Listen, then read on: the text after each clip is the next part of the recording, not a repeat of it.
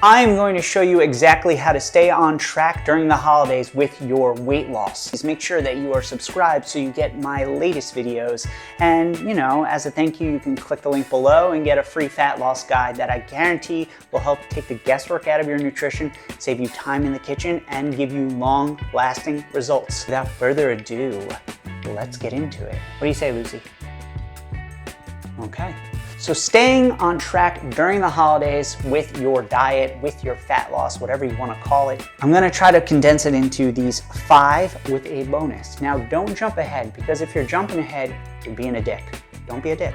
Number 1, single days. Like in the grand scheme of things, single days in your nutrition plan do not matter. It matters if you have one day where you go over on your calories and suddenly you're like, it's all falling apart, and then you just say, fuck it. Well, yeah, that matters. But in the reality of things, that couldn't be further from the truth. You're gonna understand by the time you get to number 5, so don't skip ahead, but you really need to look at it from the perspective as one salad didn't suddenly make someone skinny, one workout didn't suddenly make someone ripped, and one day of going over your calories doesn't make you fat. Glad we could talk about that. Number 2, calorie cycling is your friend. Look, I have a link below. You can click to grab my weight loss calculator. It'll do all the math for you. Just so you know, if you want to lose weight, you have to be in a calorie deficit. How you can determine how many calories to eat, you want to give yourself a range.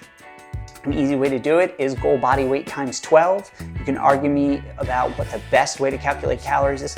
Don't care, because the reality is it's all an estimate anyway, and 12 times goal body weight gives you a pretty damn good idea. But what we need to look at, if we go back to single days, a lot of the times we think, I overate on my calories, so I'm gonna get fat overnight, or I'm going to ruin all my progress. It takes more than one single day, because remember, we're in a calorie deficit. If you were to be gaining weight, it would take more than one day of eating in a surplus to technically be in a calorie surplus. So what we can look at is you can take, let's say in this example, let's say your calorie budget is 1,500 calories, and we can understand and both agree that there are 7 days in a week. If you want to argue me on that, no. There are 7 days in a week.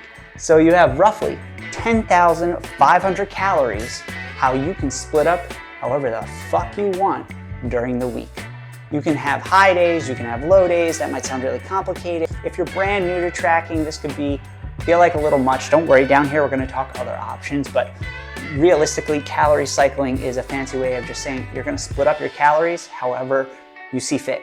If you're tracking during a specific holiday, calorie cycling can be really helpful for when you have parties, when you have big dinners, when you have all of these things, just so that you have a couple of higher calorie days and then the rest are lower calorie days. What you need to understand is so long at the end of the week you're adding up to 10,500, you've hit your calorie deficit.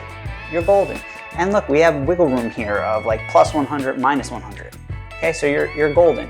Now what you have to consider, the bigger the calorie cushion you give yourself on those higher days, the lower your calories will have to be the rest of the week. So if you're like, I want to have 2 4,000 calorie days, well suddenly you're going to be very, very low calorie the other days. So here are some common ones that a lot of my clients use. My fat loss clients enjoy using these because it's pretty simple, pretty standard. So we'll go with the 5-2, the 5-2 calorie cycling. This is for any of my fat loss clients who aren't specifically working out, but they tend to have bigger meals on the weekends, go to more parties, not really want to be in so much of a deficit. So what they'll do is 5 days a week, Monday through Friday, they will be in their calorie deficit, and then on Saturday and Sunday, they will go up on their calories. Let's say they go up by like 150 to 200 calories. That gives them some nice cushion. They can enjoy themselves. That can be really helpful for them. Another option that I use with a lot of my clients who are strength training, because I'll say I have a small percentage of folks just doing nutrition, but most of my clients do nutrition and they lift and do some sort of conditioning. So what it is, it's a 4-3, which means 4 days a week they are in a calorie deficit. That includes when they're doing their like zone 2 sessions and things of that nature. And 3 days a week they are on a higher calorie load. Those are usually their 3 strength training sessions. Now you might be saying, well, what am I supposed to eat more of? The thing that doesn't change during calorie cycling is your protein goal. your protein intake is going to stay the exact same. The reason why is because we want to hit a protein number that's going to allow us to stay full, especially if we're in lower calorie days. That allows us to build muscle, that allows us to recover properly, right? Those are three things that we really want to focus on here. So make sure that we keep our calories higher on some days, lower on other days, but protein stays the exact same. The other goal that you really want to make sure of is that you are hitting your fiber goal. Fiber is another one that you can really pay close attention to. It'll help you with hunger and fullness. It'll help you go to the bathroom. It will reduce all-cause mortality. It's something really helpful to think about. You want to focus on keeping protein high and fiber high on those days regardless. Now, when it comes to, okay, what do I choose for my higher calories day? I like to have it where clients are tracking calories and protein and fiber, and they have wiggle room with their carbs and fat. But to put it in perspective for you, in general on training days, I'd rather see someone go higher on carbohydrates, simply because that's what the body's going to be using while you are building muscle. That's really what feeds the muscle or have energy while we are training. So we want to make sure that we are getting ample carbohydrates. Does that mean we go buck wild? No, it just means we slightly increase. If you're someone who does better on higher fat, you could increase your fat on a training day as well. But for the most part, research suggests that higher carbohydrate intake is going to be your friend while you're strength training. So that's in general where it comes from. Even if you are not lifting, but you're having those 2 higher calorie days on the weekend, try to have it come from more carbohydrate than fat, because you'll actually be able to eat more. Fat has 9 calories per gram, carbs have 4 calories per gram. So you can have more. 3, what we have to consider during a holiday is, are you going on a diet break? Are you due for a refeed? I hate that. I hate the term refeed. It sounds so sciencey, and all it is, and all a diet break is you're eating more. You're increasing your calories for a day, right? That's the big thing. You go in with a game plan and an awareness, you are going to be fucking fine. If you say, all right, I'm going to track as much as I can, I'm going to do X or Y, and you don't do it, chances are you're going to beat yourself up, and you might be more likely to just say, fuck it, right? Because that's the big thing. We're talking about staying on track. Staying on track means having flexibility within this. It means not being rigid. When we're rigid and we go towards all or nothing thinking, that's usually what causes you to fall off track. But you're not going to do that, my friend. Oh, no, no, no, no, you are not, my friend. What we're going to do here is make sure that we have some wiggle room. Make sure that we understand we're not going for perfect. Perfectionists are just really good at quitting. That's all they are. Really good at quitting. What we're actually going for is the pursuit of excellence. What does that mean? When we pursue excellence, what we're really focusing on is acceptance. Accepting that you're a human and that you're going to fuck up. That is what we're trying to get towards. In therapy, they call radical acceptance. The idea that it is what it is. I can't necessarily change it, but that doesn't make me a bad person, and it doesn't make me a good person. It just is what it is. Well, when we look at nutrition, what we want to understand is you're going to be human. Things are going to happen. You're going to enjoy yourself. It is what it is. You're not trying to be perfect. What you're trying to be is consistent, which means if the calorie goes up for a holiday, the next day you just get back to what you were doing before. There's no need to cut calories. There's no need to try to starve yourself. None of that. None of that. You just go right back to what you were doing before, and that allows you to make progress. Number 4, tracking calories. I kind of touched on it for a second, but I need you to understand and comprehend is that, like I said in the beginning, single days don't matter. I don't have any of my clients track on fucking Thanksgiving, Christmas. The Hanukkah's 8 days, but we might do some like flexibility there where they can understand, right? Any holiday under the sun where you're going to be gathered and sharing a meal with friends and family, and I'm so sorry if I didn't mention a holiday you celebrate, I'm just kind of thinking off the top of my head. What you get to remember is that single days don't fucking matter. And if we go in with that understanding, life will be easier for you. Food is so much more than just food. That might sound weird, but it's true. Food is so much more than just food. It's family, it's memories, it's enjoying your grandma's sweet potato casserole. Because when you were a kid, you remember sharing that with your favorite cousin. And now your cousin lives on the other side of the world and they can't be there, but you can share that with your family, with your partner, with your kids, right? That is worth making that decision for. What you need to look at are your values. What's most important to you? Is being lean as possible at all times going to outweigh sharing special moments with your family and friends? I really, for your sake, I fucking hope it's that being with your family and friends will matter more. Now, there's a time and a place for everything.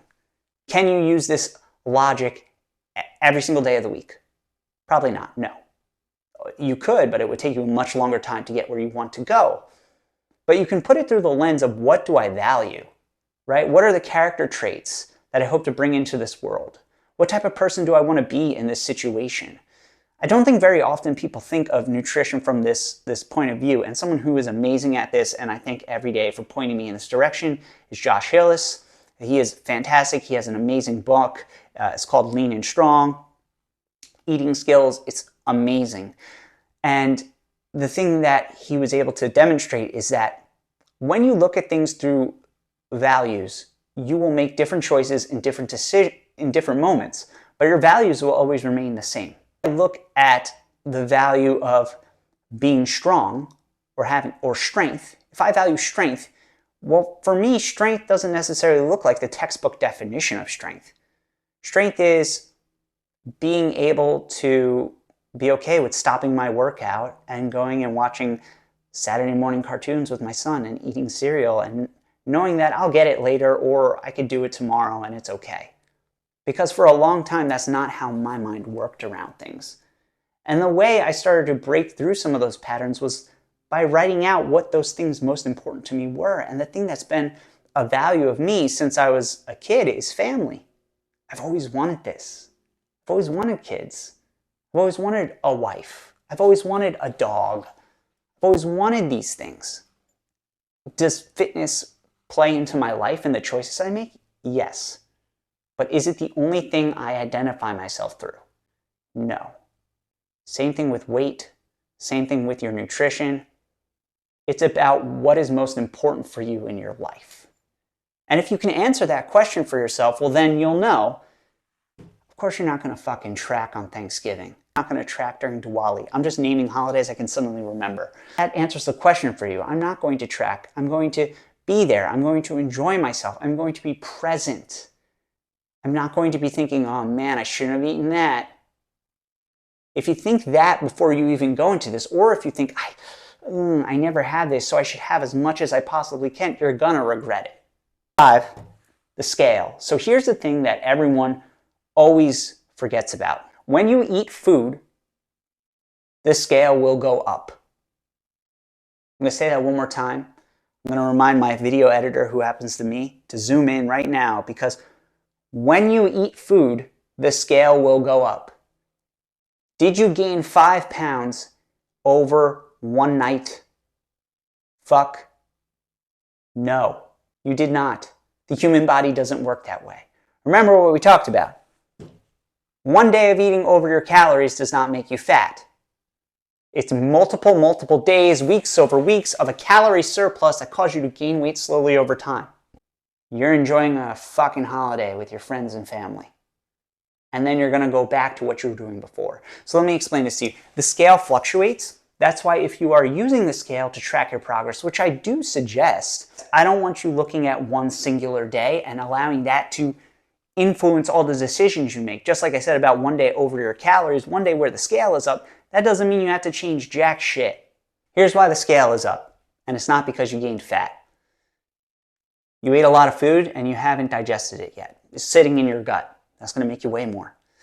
You ate saltier foods because your family likes to put more salt on things they prepare.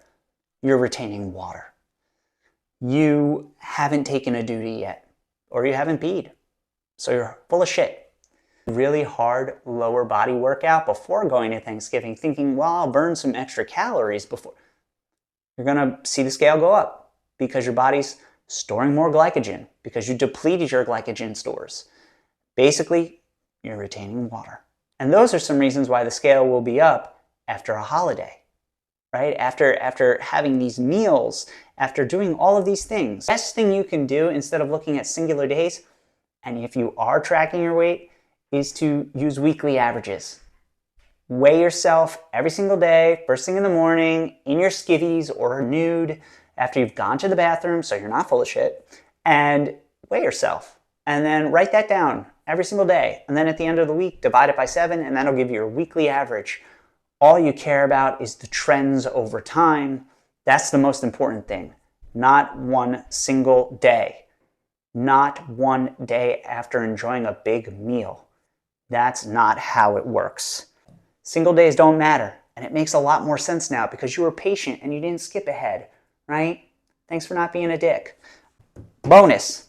Okay, so let's say you do want to track, right? We're going to move that out of the way now. Let's say you do want to track, but you're not sure where to get started. I don't want you to fucking bring your food scale to these events. If you pack a food scale with you, in my opinion, it's pretty fucking disordered. So please do not do that. Number 2, if you want, you can use your hand portions. Like, hand portions are a great way to build your plate, right? And this is from the folks at Precision Nutrition, not that that matters, but look, a palmful, your palmful of protein is about 20 to 30 grams of protein. Okay, so you can use that to ballpark it. A thumb length of fat, your thumb, is about 7 to 12 grams of fat. A cupped handful of carbohydrates is about 20 to 30 grams of carbohydrates. Fistful of leafy greens is about a cup or a half cup, so non-starchy vegetable. Starchier vegetables and fruit would go in the carbs category. So you could look at it that way. That's an easy way to build your plate. Now you're saying, what should the plate look like? I like to teach my clients the concept of a balanced plate. So half the plate, 50%, is vegetables and or fruit. I say and or fruit because most likely you're not consuming enough of either of them. And also for folks in the morning when you're eating breakfast, eating vegetables is not fun. So we could put fruit in that category. You don't have to worry about the sugar from it. It's not going to make you fat. There's tons of fiber, vitamins, and minerals in there that are great for you. So half the plate, 50% fruits and veggies. 25% of the plate is carbohydrate. Ideally, you would have a slower digesting carbohydrate, right? Something with fiber. But on a holiday, it might be something like mashed potatoes. It might be something like stuffing. That's fine. Just make it 25% of your plate. And then you have another 25% of your plate for protein. So I think for most people, they're usually under consuming this. So I would go from 1 palmful really to like 1.5 palmfuls to 2 palmfuls is going to be great. It's going to really help keep you on track, help you make sure that you're full. And for different holidays, there's all different protein sources you can be getting. When it comes to fat, well, you have to consider how the food is prepared because it's already probably got a ton of fat included in it, which is okay. But it helps you be aware if I'm adding dressing to things, if I'm adding gravy to things, if I'm adding different sauces. I just want to consider, oh yeah, there's probably more than enough fat in that. Let me just be aware of that, right? And that's really how you could balance your plate. So it's a way that you can use your hand portions. It's a way that you have a visual representation. You don't want to starve yourself. You want to allow yourself to eat, right? One of the worst things you can do is skip breakfast, skip lunch, because you know you're going to go have this big thing for a holiday, right? Eat breakfast, eat lunch. The thing that you can do, let's say you already have this balanced plate thing, but you're still a little worried about overdoing it at that meal. You can do like a modified fast. And what I mean by fast is no, you're not skipping meals, but you're going to emphasize protein. So you'll bring your carb and your fat down. You're really focused on hitting at least like 30 to 40 grams of protein at each breakfast and at lunch. Maybe you have a snack in between. And then by the time you get to dinner or time to get to this gathering, you'll have more wiggle room with your carbs and fat. And your protein will be pretty much already at the goal for the day, hopefully. So you'll have more wiggle room there, and you won't really have to worry about if you go over. You're going to be satisfied going into the day versus being starving going into the day, because that really is what messes someone up. The last part of this that you really can consider is having what I call horizon goals. Horizon goals are basically, you go in with a game plan. You just don't wing it. And even the most experienced client I've worked with, they will always go in with a game plan. Doesn't mean you're tracking calories. It doesn't even mean you're using hand portions. You're just aware, such as I am going to use a smaller plate when I go to the meal. One person might say that. Another person might say, I'm going to use a regular sized plate, put a serving of each of the things I like on that plate, and I will just eat that plate. I won't eat anyone else's plate. I don't really want to eat appetizers. I just want that main plate. And then I want one piece of my favorite kind of pie. Right? That's setting a horizon goal, something you're working towards, so you have a framework. Taking the time to do that can be a complete game changer for these events. Will it control your calories? Fuck if I know, but it will allow you to leave that meal feeling satisfied, not feeling like you overdid it, and putting you in the driver's seat. Because that's what it boils down to in nutrition. The way you can look at it is training is the car, nutrition is the driver. I want you to be in the driver's seat. So by being aware of your nutrition and the choices that you choose to make, it's pretty empowering. Staying on track during the holidays, you're never going to fucking be off track if you're enjoying yourself during the holidays. I argue that that's probably a part of being on track. If you're always overly restricting, you are going to not have the results you're after. It's about being flexible. It's not about being rigid. It's about holding yourself accountable, but also understanding accountability and consistency are what we're after, but it doesn't mean punishment is the answer if things don't go according to plan, because you're pursuing excellence. You're not pursuing perfection. You're working towards acceptance that you are human and you will make mistakes. But enjoying a meal with family and loved ones is never going to be a mistake. I promise you. Because single days don't matter. You can use calorie cycling if you're worried about it. Refeeds are a dumb name. Just talk about eating closer to maintenance or eating more that day because you want to be fuller of the things you like. Tracking calories, I don't suggest you do it on a holiday. I really don't. It's one day. The scale is going to fluctuate, but you know that you're going to use weekly averages instead of singular days because you might just be full of shit. And finally, balance your plate, plan ahead, and use hand portions if you want to. Those are my thoughts. I hope they were helpful for you. Do me a favor. If you did like this video, please give it a thumbs up. Comment below with any questions you have. What should I make my next video about? Tell me. Anything. Could be related to nutrition, could be related to fitness, could be related to how slow my mustache is growing. Seriously, ask away. I'm so glad you're here. And remember, you're one day away from getting back on track and realizing how fucking amazing you are.